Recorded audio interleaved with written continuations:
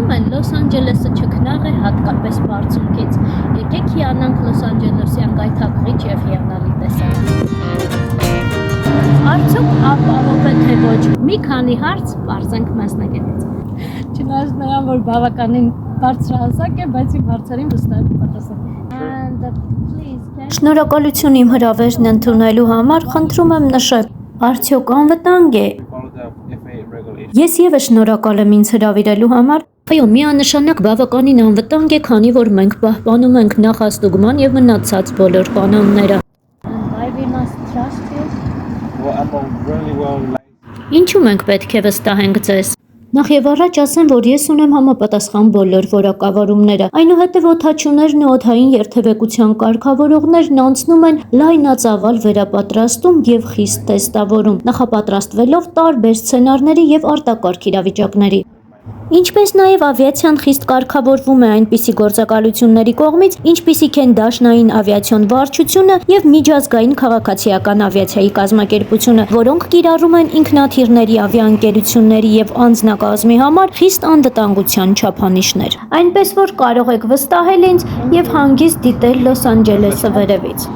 Մասնագետն ասում է, որ շատ անվտանգ է, փորձենք բարձել ինքներս։